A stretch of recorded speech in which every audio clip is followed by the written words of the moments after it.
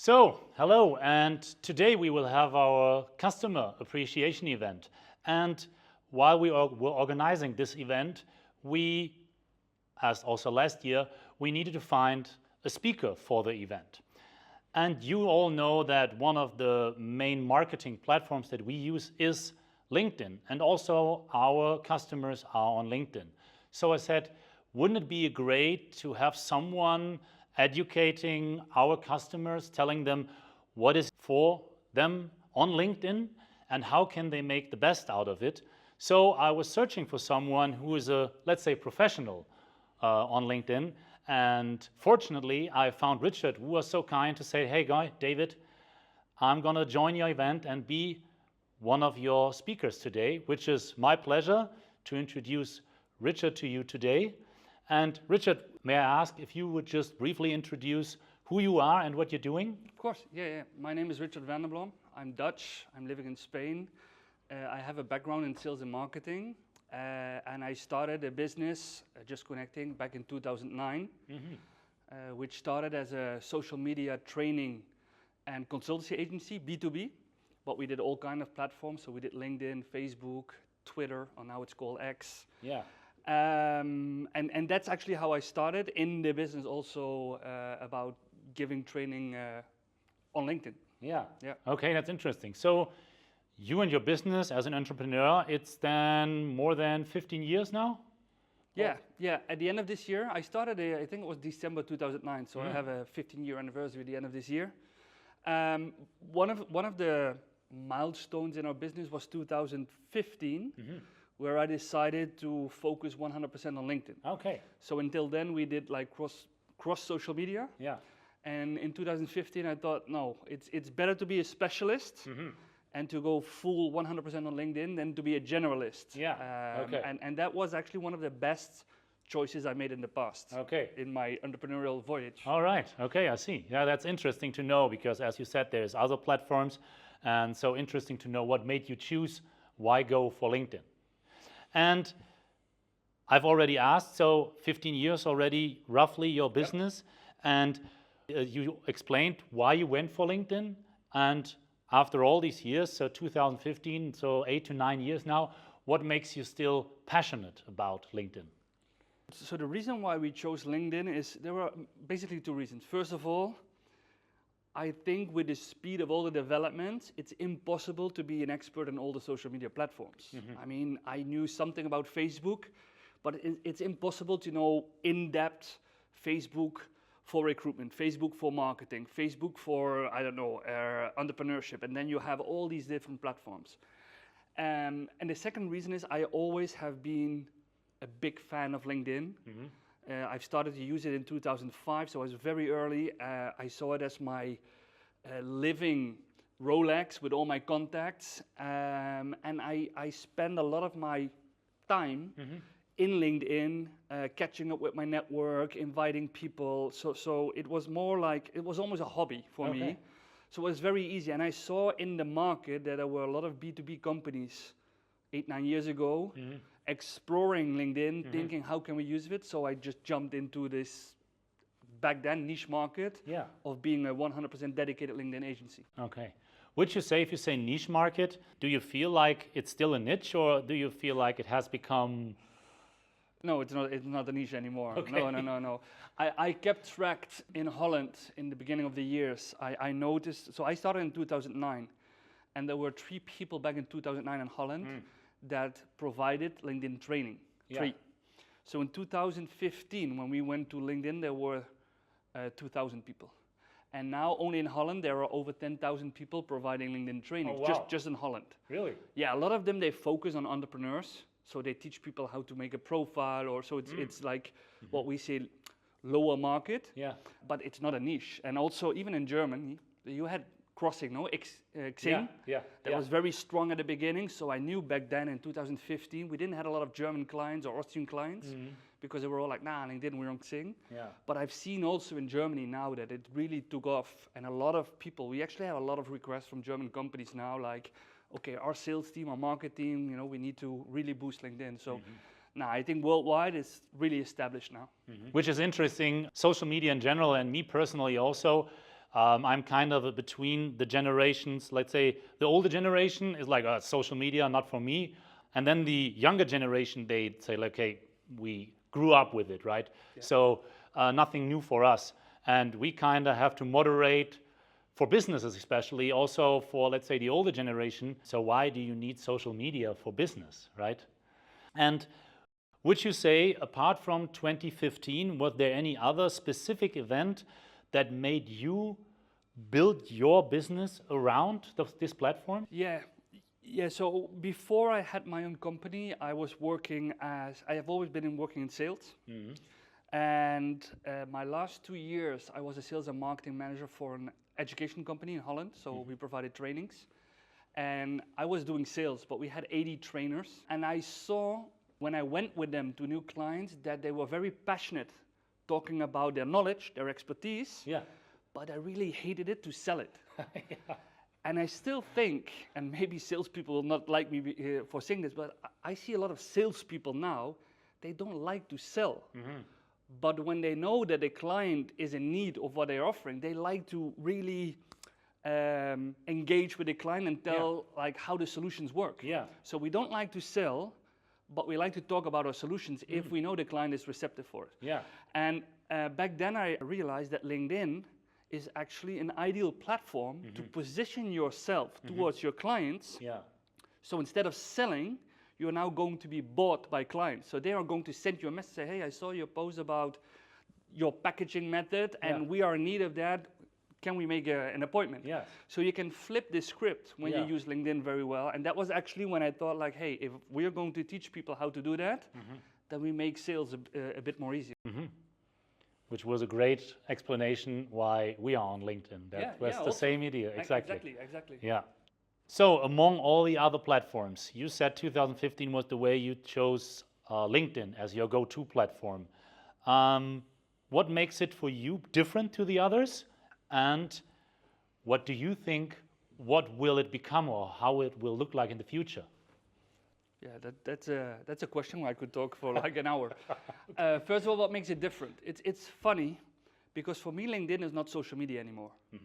So, for example, whenever we are in training with salespeople, and especially you mentioned the, let's say, a bit older generation, sometimes we get a question, yeah, why do I need to be on LinkedIn? Because, you know, I have my golf club, I have my network, and I don't do social media.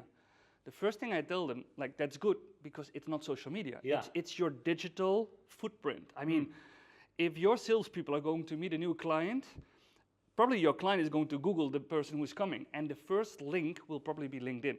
So I'm always saying like, okay, I myself, I'm very passive on Facebook. I don't have Instagram. I can't remember my login for X. So a lot of people think because I'm in the business that I'm in social media. I'm not. I'm very focused on LinkedIn. And I really see it in this way different compared to other social medias as it's your digital footprint, whether you're going to apply for a new job, whether you are in sales. But people Googling your name will very soon find your LinkedIn profile as the first link. The future, I'm not very clear about it because especially people who have been on LinkedIn for a longer time, I mean, there's so many, we are over 1 billion members. Since the COVID pandemic, a lot of salespeople realize, okay, that's the platform to go to sell my stuff. So as a result, a lot of things are happening, they're shifting. We see different type of content. We see more pitches, sales messages. We see decision makers becoming reluctant to respond. Okay. If I sent 7 years ago a message to a sales director, and say, hey, I see what you're doing, let's have a discussion on how LinkedIn can help you, they would respond and they would say, okay. Now I don't get on this type of messages, I don't get a response anymore because they get so many pitches and so many people trying to sell. So they still have the mass, I mean, 1 billion people, 99.9% working population, but I've also seen that some people are getting like less enthusiastic about the platform because of the massive spam and the massive messages they are getting. So it has become a Microsoft company. Okay, Microsoft bought LinkedIn in 2016, so they're going for the big bucks. Okay. But the risk is that if the average user, the non-paying user, is leaving the platform, the recruiters will have a problem, the marketeers will have a problem, and the salespeople will have a problem. So for me, the future is about how do they keep the average non-paying user active on the platform. If they can fix that, there's a very bright future. But there's also a risk that if they leave or become less active, that the whole value of the platform will decrease. So it's interesting. Yeah. I haven't thought about that this way, and it absolutely makes sense. I also didn't know that LinkedIn is a Microsoft. Yeah, they bought it in 2016 for $26 billion. So imagine. Oh. Yeah, we were in the wrong business. Yeah, we are definitely in the wrong business. So, well, that's quite interesting. Let's just say it keeps struggling or struggles even more.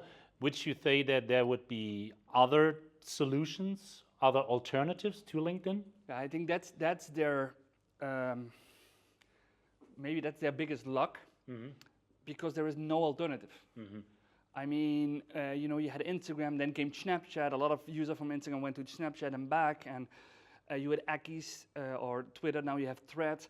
But for LinkedIn, I mean, in a B2B environment, there's no alternative. Yeah. Google has tried it a few years ago. I think it was called Google Plus. Didn't work.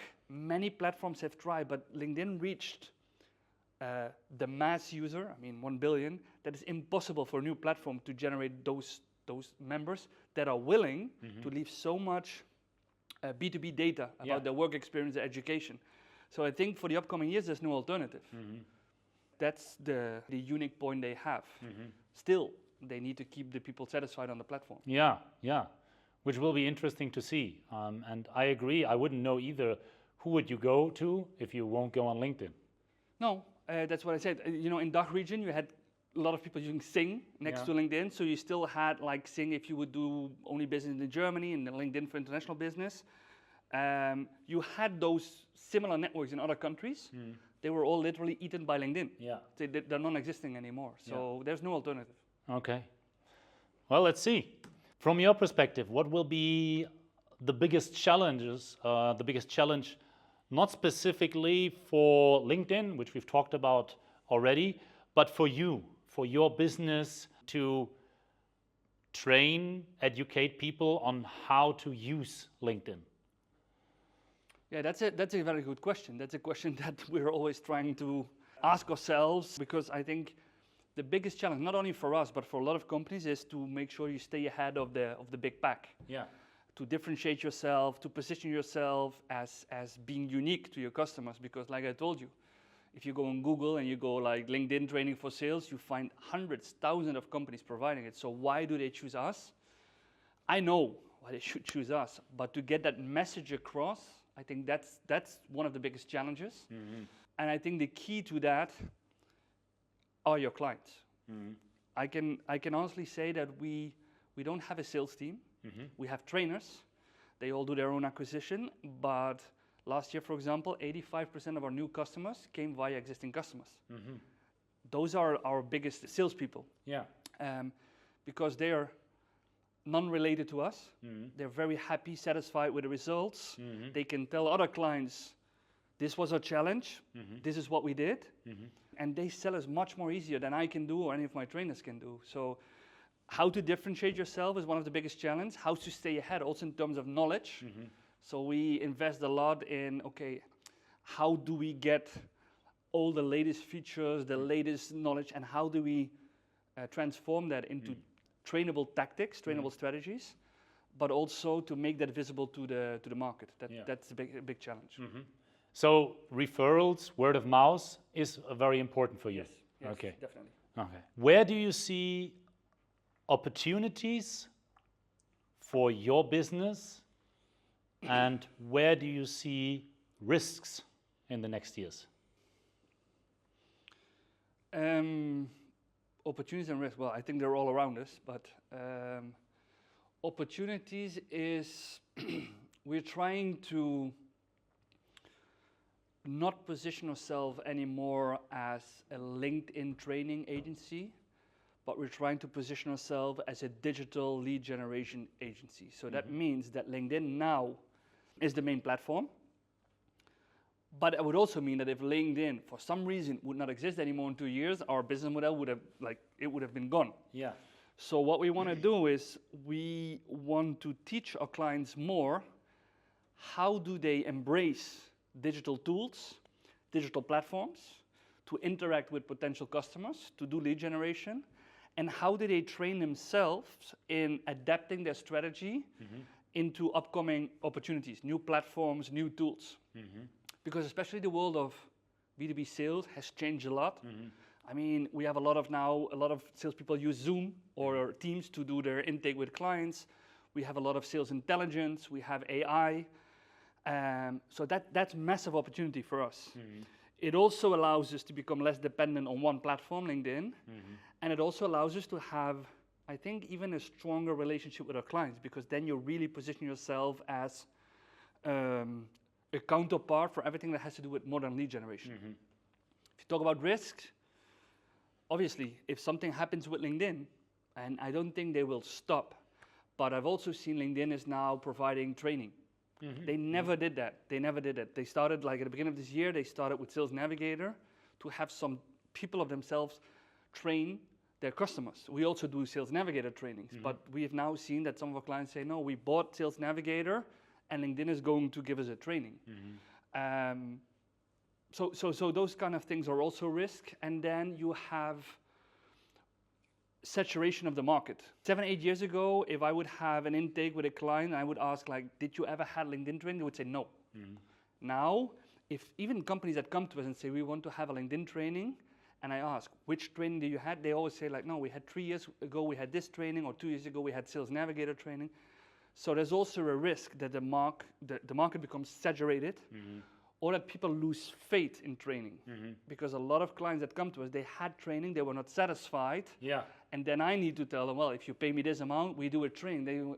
But it didn't work the first time, so why will it work? So again, we need to position ourselves as being different. From your perspective, there is some, maybe more, increasing numbers of content creators. Still, there's people not engaged, not creating content for different reasons. What have you experienced from your perspective? What is keeping people away using LinkedIn for their business? That's an easy question, because I have some slides today I'm going to share with the audience about that. So first of all, some people still see LinkedIn as a job platform. So some people say, why would I post something? Why would I update my LinkedIn? Because I already have a job, okay? And there is a misconception that LinkedIn is a job platform, because it was never built as a job platform. It was built as a platform. I know their mission statement is to make people more successful and productive by making them network globally. When the critical mass, I'm talking about 2010, 2011, came to LinkedIn, recruiters then realized, hey, if those people are there giving us information about their education, then it's a good place to hunt. And that was also the moment that LinkedIn was like going full in with recruitment solutions. The big population, the big mass came 2 years after that. In Holland, it was 2012. In Germany, it was 2014. So the people that jumped on the platform, they always thought that LinkedIn was a job platform, because that was like initiated in 2010. So that's one reason. People still think, okay, if I do something on LinkedIn, my network might think that I need a job. Second, it's people saying, like, I don't have time to publish on LinkedIn. You mentioned we have more content creators. It's still 1.1% that publish once a week. I mean, that's insane. That means that 99% of all the members are not publishing one post a week. It's insane. So people say, I don't have the time because I have a job to do. For me, time is priority. If you're not convinced that LinkedIn is going to help you in your business, you're not going to spend time, obviously. And then there's also a fact that people still don't feel comfortable. I mean, it's online. So what if I make a mistake? What if I do something and it creates negative responses? Or simply they don't know how to write. They're not writers, you know, or they don't know how to create a video. Or so it's also the unknown. I think those are some reasons why people are not using LinkedIn or not publishing on LinkedIn at the moment. Which makes me think back of our beginnings here. And I mean, we had the same thoughts. The thing is, what I've realized, and you are along your journey, you've realized it way sooner, that if you don't start at some stage, you will not learn all those things. Yes, it takes a lot of time at the very beginning, but you will learn to become more productive, more efficient. And at some stage, you said like, oh wow, one post takes me hours per week. Now all of a sudden you do like 3 or 4 posts in an hour a week. So you need to start in order to become better at it with everything in life. I totally agree with that. I think the worst thing you can do is try to write a perfect post when you start. Because you will keep looking at your screen, you will keep deleting your posts, you will not publishing. And you really need to learn. And the best feedback you get from your audience. Yeah, yeah. If people don't respond, well, apparently there's no much value. If people respond in a positive way, you know that, hey, my network is engaging. And also the learning curve. I mean, how do you expect yourself to write better posts if you're not writing? Exactly, yes. And for me, it's the same. I mean, I now write a post in, I think, less than 5 minutes. Writing, I'm not talking about a design or anything. Yeah. It used to take me half an hour or maybe an hour. Yeah. So you train yourself. Yeah. And based on the feedback from your audience, your network, you also are going to optimize the type of post, the type of messages. Yeah. So I think it's an excellent advice to start. Yes, you're going to fail. Yes, you're going to do things that you might regret. But in the end, it will make you learn how to leverage this platform for yourself. And while you say that, one thing also that I have discovered is if you're trying to create content, you think about, okay, what is the challenges? What are my customers thinking about? And as soon as you start to create content, it is exactly what you say, your customers actually tell you in the comments, the way they engaged, what they think about or not. You realize, okay, that's a hot topic. I actually haven't thought about it so far, but now I see that, okay, that's something important. Let's tap into that a bit deeper and understand what is actually going on. And now a whole world of content suddenly opens for you, right? It's true. And it's funny because when salespeople tell me I don't know what to write about, I always say like, okay, imagine you're going to watch a football game of your son. And you bump into a person you've never met, another parent, and you suddenly realize that he works at a potential client. I said, and he asks you a question. You're not going to say, no, I don't know what to say. You have your knowledge. You know what other clients are looking, you know their challenges. So if you take that knowledge that you use in your intakes with clients, in your private life, and just put them on paper, you already have a post. Exactly. It's that easy, but people, they just go blank when they need to write it online. It's well, it's something that you need to overcome, and the only way to do that is to go for it. Yes, yes. Hard as it sounds, right? It's also something cultural. Yeah. Because we work a lot internationally, and it's also in Germany, DACH region, also France, some countries, it's not in the culture to be as open online as much. I mean, when we train Americans or English or Australians, completely different cultures. You know, you don't need to ask them like, or they don't have the thing that they don't know what to write. Most of the time I need to tell them, maybe that's better not to write, you know, because they throw everything online. But there are cultures where we have been taught to be more prudent, to be more like avoid risks. And that might also be an obstruction in your learning curve. Yeah, that's a very interesting topic, and I would agree. Yeah, it is. If we take a look at the other platforms, maybe not so much about business, like more like the classical social media platforms, is there something you think we could see and learn from these platforms as LinkedIn users, content creators? I think every platform has his own users and its own dynamics. What I find interesting, for example, is the way how people position themselves. For example, on Instagram is much more open, much more informal than we are used to on LinkedIn. Yes. Funny enough, I have some people in my network on LinkedIn that use the Instagram style video on LinkedIn, and it's a huge success. Okay.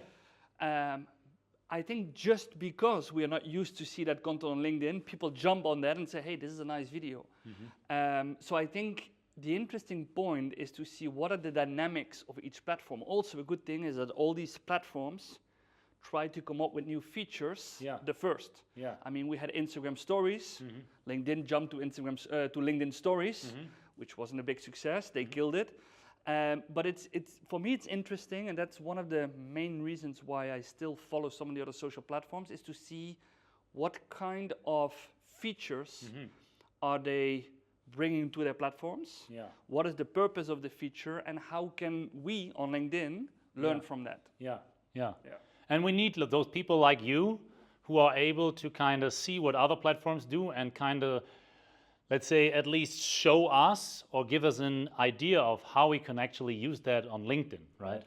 Yeah, and for me, because I'm not on the platforms myself, or I'm very dormant on the platform, so what I have in my LinkedIn network, I have a few TikTok creators that are also on LinkedIn. I have a few Instagram experts, because even on LinkedIn, they share the newest Instagram news, they share the newest TikTok news. So just by following them, I stay a bit like on top of the knowledge and on top of the new features. Yeah. And I think that's also, especially if you're in marketing, Yeah. I think that's really a good tactic to follow experts from all the different platforms, so you see, okay, what are the platforms doing at the moment? Yeah, very interesting. A few weeks ago, maybe a few months, you recently announced software as a service tool for businesses to, simplified, get more out of LinkedIn with their team. Yep, yeah. So it's called Narify. We are about to launch it in the Nordics. Okay. I'm one of the co-founders. I co-founded it with Norwegian people, and it's a tool that helps, actually what we discussed, teams, individuals, to produce content more easily on LinkedIn. So you probably know there are a lot of tools that you can use for LinkedIn. You have the tools that provide you with analytics, you have the tools, especially now with AI, that you can write posts, engagement. But what we are doing with this tool is you can create a post, okay? So you can write a draft, for example, and you can use AI to optimize it. We have even implemented the algorithm research that I always do, so you can optimize it for LinkedIn. You can draft it, so you can create a library of posts you have drafted to use in a later stage. But the most important thing is that there is a collaboration inside. So for example, imagine marketing. They know how to publish on LinkedIn, and they want to activate 8 people. Yeah. And the 8 people are like having difficulties. Yeah. Like first of all, marketing can write a post, share it with the 8 people, and the 8 people can have a look, they can change it, and they can publish it. So like ghostwriting. Yeah. But also in the platform, if I'm one of the 8 people, I can write a post and then ask for feedback from marketing. So I said, okay, I've written my own post, but please have a look before I publish it. So marketing can have a look at it, they can say great, or they can make some suggestions, but they can also share it with your other 7 colleagues. So now your post is being reshared or being posted by the other colleagues as well. We also have an academy in the tool. So that means that if you don't know how to publish, you just go to the academy, you click on the how to publish a post, and you get like an instruction on how to do it. Not the tool, but how to do it on LinkedIn. Yeah. Yeah. So it's a tool that enables employee advocacy, makes your employees more active on LinkedIn, shares content in a good way, but also generates a lot of IDs. There is an ID library. So if you say, for example, I'm working in logistics or I'm working in packaging, this is my target audience, then based on AI, the tool comes with some suggestions. Okay, maybe you can write a post on the trends in packaging. Maybe you can write a post about sustainability, and it even gives you like drafts. So that's the tool. Okay. Which in some way also refers to what we have talked about already, what keeps people from engaging, using, creating content. And this tool, at least within your team, would help them to be a bit more engaged, right? Yeah, so what it does in the beginning, it gives them like the safety net that you don't need to publish without marketing having seen it or without anyone giving you feedback. So you have the safety net of your colleagues having a look. It makes people create content in less time. I think that's one of the most important things, because time is our most important asset. Everybody has too less time, and we need to do a lot of things. So if we can help you to create a new post from scratch in 5 minutes as an unexperienced content creator, instead of half an hour, we save you time. And then we have the learning abilities with the academy. with all the tips we are giving, with the inspiration we give in the tool. So I think it's, well, we have a lot of companies now testing it, and the results are very, very positive. Okay. You'll keep me updated? Yeah, I will. Apart from all the specific topics about LinkedIn, is there anything you have in mind, a big goal 5 years from now? Yeah. That has nothing to do with LinkedIn or with the current things I'm doing. My big goal is to be able to do in 5 years from now whatever I want to do, whenever I want to do it, wherever I want to do it. So if I want to be on Bali doing things via my laptop, or I want to do scuba diving in Bali, that's in 5 years. I mean, I'm 47 now. Am I lying? No, 47. So in 5 years, I want to reach that point where I feel free to go where I want, whenever I want, but also to participate in projects and work that I want. So that has always been the goal. It's some people. It's not financial independence. It's not. It's more. Let's call it emotional independence. That you feel that you're free to do wherever you want to go and whatever you do. I think that's for me. That's one of my biggest goals. Okay. Money helps with that, but it's not essential. And I think that's quite. I mean, the essential idea of being an entrepreneur to at some stage be a bit more independent, abundant. Yes, and let's be honest. I see also on LinkedIn. I see so many how they call it, digital nomads now. And I know when I have this discussion with my father, who is from a completely different generation, they almost look at them like they're betraying us, like they're not working. But I think the way how people approach work, especially the younger generation, has shifted completely. I also think it's more, it's more healthy. Because we are used to work 40 hours, we used to be very loyal to whatever you always are doing, but they're always, I think they're almost every week, every month, asking themselves, is this what I want to do? And if not, they make a change. And I think the ability to ask you that question, to make changes, I think that's something that we can learn from the younger generation. Yes. And I love to see the stories of young people that are now on Bali, next week in Australia. And, as long as they make themselves useful, they have a job, they support others, who are we to judge? So I think that's also globalization, digitalization of work. It comes with a lot of opportunities. I agree. I mean, we often forget that the idea was that we work to live and not live to work. Exactly. I use that a lot. We work to live, and we do not live to work. No, that's perfect. I think we forgot that along the way. Yeah. Richard, along all these years, can you think of something that you would call your, let's say, biggest mistake as an entrepreneur? Oh, I've made quite a few mistakes. And I think it's good, because without mistakes you don't learn. I've come to the conclusion that, especially in the training business, it's if you don't train, you don't earn money. I mean, it's not scalable. So I think one of the, you could call it a mistake, or the biggest learning, is that I'm now looking what are opportunities to scale your business. If you're in the training business, you have several options. Like, you can hire trainers, go big, but what happens if you don't get enough clients? I mean, I did it in the past. We had a company where we had 12 employees. The crisis came, and we needed to pay all the salaries, and we had no clients. So I don't want to go back there. So now that's one of the reasons why you mentioned the SaaS tool, that I'm looking into scalable products. So this could be the SaaS tool, this could be online courses. I mean, you create online courses and you can sell them. It's scalable, but not being open or not being aware that I need to find an answer to how to scale your business. I think that's one of the biggest mistakes I've made, and I'm catching up on that. We are all guilty of that. Well, so now if I have now a new business idea, the first thing I do, I reverse the script and I go like, how would it be scalable? Because if you think about something that is not scalable, it's a no-go. So that's the big learning. And we've been through some questions already. could you think of anything that you thought, okay, if I'm having an interview with David today, I would love him to ask me question A, B, C? Is there a question that I haven't asked, but you would have loved me to ask you? There are several. You could ask, for example, are there any things you don't like about LinkedIn?